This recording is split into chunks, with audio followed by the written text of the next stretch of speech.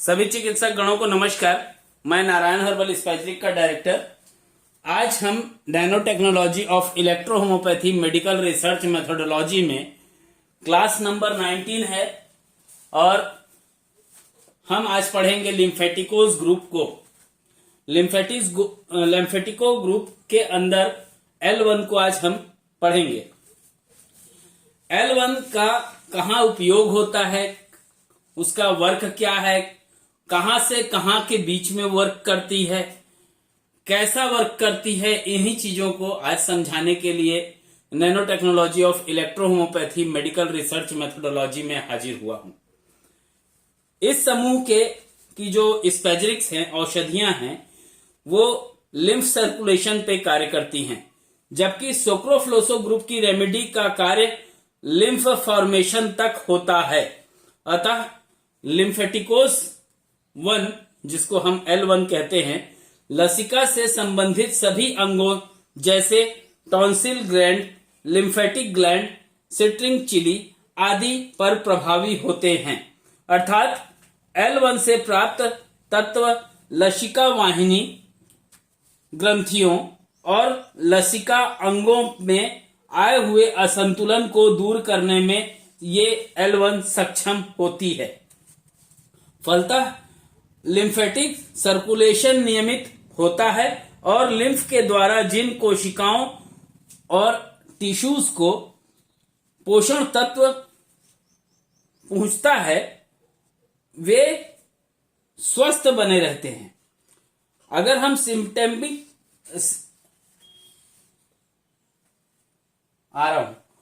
Symptomatic रूप से अगर हम बात करें तो ये रेमेडी टॉन्सिलाइटिस, स्केल्स और skin, excess sweating on plain and sole, urticaria, leucorrhoea and filaria, complication of vaccination, sneezing, एक ही स्थान पर घाव के होने पर उसमें यूज में लाई जाती है।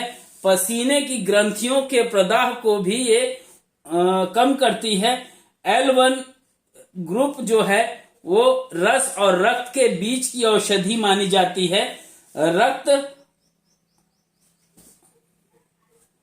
रस जो है मतलब लिम्फ जो होता है, ये औषधि लिम्फ की औषधि मानी जाती है। लिम्फेटिको लसिका ग्रंथियों, लसिका वाहिकाओं और लसिका के सर्वश्रेष्ठ औषधि में इसी एक L1 को माना जाता है। इसका प्रमुख प्रभाव लसिका से सफेद कणों पर है। रक्त जब तक तैयार नहीं हो जाता तब तक श्वेत लसिका परिवर्तन के काम आती है और जब रक्त शुद्धिकरण हेतु स्वास्थ्य तंत्र में पहुंचता है तो लाल जो रेड ब्लड कार्पल्स होता है, जो लाल रक्त की जो लाल कण हैं, वो विद्युत शक्ति को ऑक्सीजन से लेकर रक्त प्रवाह में शोषण करते हैं। इस पर भी अगर लिम्फेटिको का प्रभाव है, अतः यह औषधि ये औषधि रस प्रवाह की विद्युत ऊर्जा पर भी प्रभाव रखती है। लसिका का संचालन और संगठन को नियंत्रित करती है। चिकित्सा के दौरान लिम्फेटिक चैनल हेतु 3 अशुद्धियां मानी जाती हैं: सोक्रोफ्लोसो, लिम्फेटिको और एंजिटिको। क्योंकि लिम्फेटिको का प्रभाव लिम्फ रक्त पर पड़ता है, जबकि सोक्रोफ्लोसो का प्रभाव लिम्फ से पहले तक रहता है तथा एंजिटिको का प्रभाव रक्त पर होता है, जबकि लिम्फेटिको का प्रभाव रक्त और रस दोनों के पूर्ण रूप से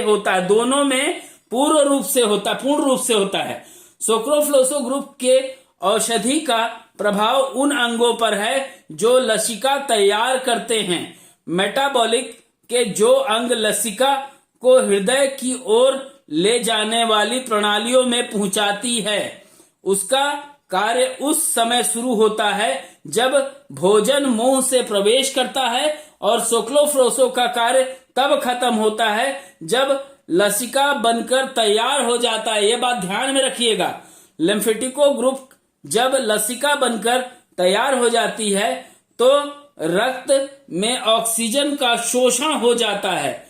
लसिका को वापस लाने की प्रणाली और ग्रंथियों में जो त्वचा से के संबंधित जो सूत्र, जो पतली पतली नलिकाएं होती हैं, जो कैपिलरीज होती हैं, उसका जाल फैला हुआ होता है। शरीर की आपूर्ति के कारण से उत्पन्न सभी लिम्फेटिक रोग तथा लिम्फेटिक जो लिम्फ की जो ग्रंथियां होती हैं वो एवं उसमें संचार करने की अगर बात करते हैं तो वो लिम्फेटिको ग्रुप की L1 मानी जाती है। रक्त के लाल कणों पर भी ये मुख्य रूप से प्रभाव रखती है। धमनियों के अंदर उपस्थित लाल कणों यानी आरबीसी पर भी अच्छा कार्य करता है। लिम्फेटिको का प्रभाव रक्त की बर्बादी के कारण रक्त की कमी, लसिका की बर्बादी के कारण रक्त का पतला पड़ जाना, लसिका की कमी, ग्रंथियों में सूजन लाना, वैसे जगह पे L1 का यूज होता है। और ध्यान दे दीजिएगा, अगर हम बात कर रहे हैं तो म्यूकस मेम्ब्रेन तक ये पक जाना या ब्लड की कमी से एक्जिमा का होना, ब्लड डिसऑर्डर की वजह से एक्जिमा का होना, कान का बहना, ग्रंथियों का बढ़ जाना, फोड़ा फुंसी, मुंह की स्लैस्मिक कला जिसको हम स्टोमेटाइटिस या माउथ का अल्सर कहते हैं। अगर हम बात कर रहे हैं तो मांस का बढ़ जाना, छाती में अगर हम छाती में बात करें तो जैसे फील होता है कि दमा हो गया है बट दमा नहीं होता है। सिर दर्द, मासिक धर्म की कमी, त्वचा सख्त और भूसी उतरना, मतलब जिसमें से डैंड्रफ उतर रहा हो या ड्राइनेस कुछ निकल रहा हो स्किन का, त्वचा में ऐसा लगता है जैसे कुछ रेंग रहा है लेकिन कुछ होता नहीं है। दांत का नासूर हो गया हो, नपुंसकता हो, गोइटर हो गया हो, गठिया हो गया हो, मेंटल डिसऑर्डर हो रहा हो, या यूं कहें कि व्यक्ति के याददाश्त में भारी मात्रा में कमी आ रही हो, जस्ट लाइक ए गजनी हो गया हो, तो वहां पे भी L1 का उपयोग अच्छा माना जाता है। अगर हम बात कर रहे हैं कि पागलपन की, तो स्मरण शक्ति की निर्बलता को, जिसमें बच्चों में नस के रोग के कारण या मांसपेशियों की निर्बलता के कारण हुआ हो, तो वहां पे भी L1 का उपयोग देखा जाता है। अगर हाथ पैर के तलवे में जलन हो रहा हो, ज्यादा पसीना आ रहा हो, प्रोस्टेट का रस जो होता है वो बहना इंक्रीजिंग बढ़ते जा रहा है, तो वहां पे भी L1 का यूज देखा जाता है। दांत दर्द हो रहा हो, सुजाक हो, मोटापा हो, खून की कमी हो, खून का मवाद हो, अगर हम बात कर रहे हैं खून का मवाद हो, उसमें मतलब बोलना चाहिए ब्लड का क्लॉट भी हो, इसके कारण खून का अगर जहरीला हो रहा हो तो वहां पे भी L1 का यूज लिया जाता है। टाइफाइड, प्रेगनेंसी फीवर, अगर हम बात कर रहे हैं सेप्टिक के वजह से कोई सड़गला हुआ घाव था, गैंग्रेन था, या हम बोले अपोडिसाइटिस था, करबंकाल था, मेनिंजाइटिस था, इंसेफ्लाइटिस था, डेप्थेरिया थी, विषैले कीड़े मकोड़े के काटने की वजह से कोई दर्द हो रहा हो या काटा हो, तो वहां पे भी L1 का यूज बहुत ही उत्तम माना जाता है। टीकाकरण के बाद उत्पन्न रोग, खुजली, इन्फ्लुएंजा, नई टाइप की जो एक्यूट कोल्ड होता है वो, या बार बार होने वाला जुकाम जो होता है जिसमें सूखी खांसी की वजह से बार बार छींकें आने लगती है, तो वैसी कंडीशन में डायबिटीज और औरतों के में पेशाब की अगर खराबी हो रही हो और उसके वजह से वर्टिगो आ रहा हो तो भी L1 का यूज किया जाता है। हाथ व पैर का जो ठंडा रहता है जिन लोगों का, या प्यास नहीं लगता है जिन लोगों को, कमजोरी हो रहती है, और कभी कभी देखा जाता है कि पीलिया हो जाता है, और कभी कभी देखा जाता है कि पेशाब में जलन होता है, तो ऐसी अवस्था में भी L1 का यूज करना चाहिए। मांसपेशियों में अगर खिंचाव हो, तनाव हो, नाड़ी की जो गति होती है वो धीमी चल रही हो, तो ऐसे जगह पे भी L1 का यूज किया जाता है, लिम्फेटिको ग्रुप का यूज किया जाता है। तो आइए जानते हैं कि वो कौन कौन से डायल्यूशंस होते हैं जिनके द्वारा हम लिम्फेटिक L1 का प्रयोग करके कौन कौन से डायल्यूशंस के द्वारा कौन कौन से रोगों को क्योर करने के लिए पहला स्टेप ले सकते हैं। तो इसके बारे में जानेंगे। इससे पहले मैं आप सभी से कुछ बातें हैं जिसको शेयर करना चाहता हूं। आज अगर किसी व्यक्ति को लगता है कि 43 पेटेंट बेस लेना है तो बिल्कुल ले लीजिएगा, क्योंकि अगर समय रहते आप लेट कर गए तो हो सकता है आने वाले भविष्य में nano technology of electro homeopathy medical research methodology, जिसमें नारायण हर्बल स्पैजरिक अनुसंधान केंद्र NHASK, अगर ये आने वाले भविष्य में आप इससे नहीं जुड़ते हैं तो जो बेनिफिट इसका वो लोग उठाएंगे जो नासक के ग्रुप में होंगे, उससे चूक मत जाइएगा, क्योंकि ऐसी चीजें जो जानकारी मिलेंगी वो जानकारी शायद कहीं और न मिल पाए। मैं ऐसा नहीं कहता कि मेरे साथ ही जुड़िए, मैं बोलता हूं इलेक्ट्रो होम्योपैथी के साथ जुड़िए। इलेक्ट्रो होम्योपैथी में हम थोड़ा सा आगे बढ़ करके नैनो टेक्नोलॉजी को इसमें शामिल करते हुए इलेक्ट्रो होम्योपैथी की मेडिकल रिसर्च मेथोडोलॉजी के ऊपर 38 मेडिसिन में से केवल 24 मेडिसिन के ऊपर कार्य कर रहे हैं। अगर आप लगता है कि इसका हिस्सा बनना चाहते हैं तो बिल्कुल आप बन सकते हैं। 17,500 रुपए की चार्ज रखी गई है और ये 15 ml का सेट दिया जाता है इसमें 81 बॉटल्स का। और अगर आपको लगता है कि यही चीज मुझे 30 ml में मिल जाए तो आप इसके लिए 27,460 रुपए देकर के ज्वाइन कर सकते हैं। लगता है कि नहीं यार हम तो पैसा उतना नहीं खर्च कर सकते और कैसे विश्वास करें, तो उनके लिए भी है 11,500 रुपए जमा करके 5 ml का सेट विदाउट कुछ अलग से और नहीं जमा करना होगा। 6,000 का सेट है और 6,500 रुपए की जो फीस होती है nano technology of electro homeopathy medical research methodology की, उसके अंदर आप शामिल हो सकते हैं, हमारे को ज्वाइन कर सकते हैं नारायण हर्बल स्पैजरिक अनुसंधान केंद्र को। तो आइए इसके बारे में जानते हैं कि कौन कौन से डायल्यूशंस के द्वारा लिम्फेटिक 1 की मेडिसिन को लेकर के कौन कौन से डायल्यूशन के द्वारा कौन कौन से डिफरेंट रोगों को ठीक किया जाता है। यूं तो हम जब बात करते हैं L1 की, तो L1 के द्वारा विभिन्न प्रकार के रोगों का मूल रूप से निदान किया जाता है।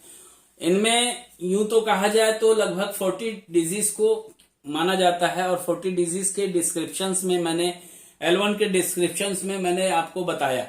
तो आइए जानते हैं इसके आगे। मैंने 16 डिजीज उसमें से चुने हैं 40 में से, जिसे आपको मैं समझाना बेहतर समझता हूं। पाइल्स, अगर पाइल्स किसी को हुआ है तो वहां पे L1 का यूज करने से जो वहां गांठ हुए रहते हैं उस गांठों में भी कमी आती है।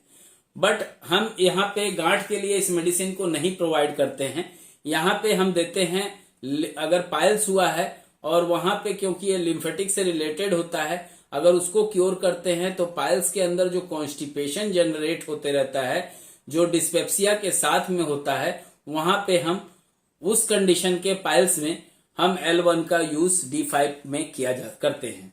अगर हम बात कर रहे हैं मैडनेस की,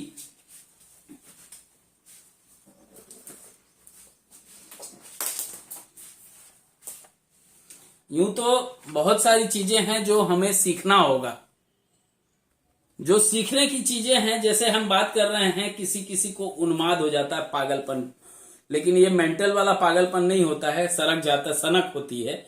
इस कंडीशन में अगर किसी को मेडिसिन L1 देना हो तो D6 में देना चाहिए। किडनी का डिजीज हो तो उस कंडीशन में D6 में देना चाहिए। ल्यूकोरिया अगर किसी को हो रहा हो, अगर एक्यूट ल्यूकोरिया हो 2-4-6 महीने के अंदर का, तो वहां D1 में, बट अगर ल्यूकोरिया पुराना हो गया हो तो वहां पे D2 में देना चाहिए। लॉस ऑफ मेमोरी जिसमें बोला जाता है गजनी हो गया है, तो वैसे कंडीशन में D2 फॉर्म में 10 ड्रॉप अगर QID दिया जाता है तो जल्दी याददाश्त वापस आती है। इसमें एक मेरी मेडिसिन है हालांकि, लेकिन यहाँ नहीं बोलूंगा क्योंकि ये जो क्लास है ये 38 की मेडिसिन की क्लास है।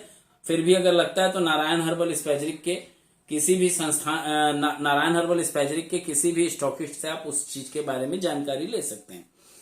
बट यहाँ आज बात कर रहे हैं हम लोग अगर गैस्ट्रिक फीवर की, तो अगर किसी को आमाशय ताप बढ़ा होगा तो वहां पे गैस्ट्रिक फीवर आता है। अगर किसी को गैस्ट्रिक फीवर होता है तो L1 को 5D5 में देना चाहिए, 5 ड्रॉप QID। गर्म पानी खास तौर पे ध्यान रखिएगा, अगर गर्म पानी आपने नहीं यूज किया उस जगह पे, तो जहां पे गर्म पानी मिलने के वजह से डिजीज जल्दी क्योर होता, वहां गर्म पानी नहीं मिलने की वजह से बढ़ भी सकता है, ध्यान में रखिएगा। इसलिए गर्म पानी अगर लिखा जाता है तो बिल्कुल गर्म पानी का यूज करना चाहिए। अगर हम बात कर रहे हैं एसिडिटी इन चेस्ट, तो आप लोगों को याद होगा कि मैं जब पढ़ा रहा था आपको H2, तो वहां पे मैंने बोला था कि H2 के साथ B या H2 के साथ L1 देने से एसिडिटी इन चेस्ट क्योर होता है। अगर हम बात कर रहे हैं एजाइना पेक्टोरिस की, तो एजाइना पेक्टोरिस अगर एक्यूट होगा तो एक्यूट, तो अगर ऐसा लग रहा है कि एक्यूट होगा तो वहां पे न्यूट्रल डोज में क्रोनिक के लाइन से 5th डायल्यूशन को सेलेक्ट कीजिएगा। लेकिन अगर लग रहा है कि नहीं यही एजाइना पेक्टोरिस बहुत पुराना है, 1.5-2 साल पुराना है, तो वहां पे D8 चल जाइएगा चुपचाप। और कैसे डायल्यूशंस को बनाया जाता है, D1 से D10 तक कैसे बनाएंगे, D2 से D10 तक कैसे बनाएंगे, D3 से D10 तक कैसे बनाएंगे, सारा चीज का प्रोसेस मैं बताऊंगा, ठीक है। बट यहां अभी बात कर रहे हैं L1 की, तो L1 के अंदर अगर कोल्ड ट्यूमर किसी को हो रहा हो तो वहां पे D6 का प्रयोग करना चाहिए, अस्थमा है तो D5। अगर कंजक्शन हो रहा है किसी प्रकार से, कंजक्शन दैट मीन्स क्या, रक्त का जो संचार था उसमें किसी प्रकार से अवरोध आ रहा हो, तो वहां पे D5 में L1 का प्रयोग करना चाहिए। अगर हम बात करते हैं कैरीज कॉन्स्टिपेशन की, तो मैंने अभी हाल ही में क्लियर किया कि पाइल्स के कंडीशन में क्या होता है, उससे रिलेटेड, कॉन्स्टिपेशन से रिलेटेड, दोनों लगभग एक ही चीज है।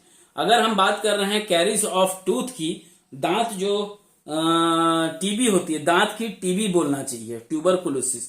बट आप ध्यान दीजिएगा कि दांत की ट्यूबरकुलोसिस, तो दांत का जो पार्ट होता है वो बहुत ही कंडीशन सेंसिटिव होता है, और वहां जब हम बात करते हैं तो हम 2nd dilution, 5th dilution, 8th dilution और 10th डायल्यूशन की बात करते हैं। तो अगर हम ट्यूबरकुलोसिस के इस केस में अगर हम काम करेंगे, कैरीज ऑफ टीथ लिखा हो जहां पे, तो वहां पे D2 से दीजिएगा। लेकिन अन्य प्रकार की ट्यूबरकुलोसिस होगी तो वहां पे D4 से लेके D7 के बीच में रोल प्ले होता है, ठीक है। अब बात आती है अगर किसी का सर दुख रहा है, सिर में दर्द हो रहा हो, सिर में पीड़ा हो रही हो, तो वहां पे L1 के D6 का प्रयोग उत्तम माना जाता है। अगर हम बात कर रहे हैं वीकनेस ऑफ मसल्स की, तो वह यहां पे भी L1 का D2 में बहुत अच्छा उत्तम रिजल्ट आता है। अगर हम बात कर रहे हैं स्किन डिजीज में, तो स्किन डिजीज में प्रायः L1 का यूज किया जाता है। अगर हम L1 का यूज वहां करते हैं तो जो जलन आती है उसमें थोड़ा सा कमी आता है। बट इसके लिए मैं ये नहीं कहूंगा कि केवल इस डिसीज, स्किन डिजीज में केवल L1 से हम क्योर कर सकते हैं, ऐसा संभव नहीं है। इसके लिए कुछ मेडिसिन जो कि अगर बोलना चाहिए फर्स्ट लेयर की होगी, एपिडेमिक की होगी, डर्मल की होगी, तो वो जिस जगह से रिलेटेड बिलोंग करता है, अगर म्यूकस से होगा तो S3 होगा, अगर वहां पे कुछ नया बना लिया होगा तो C3 होगा।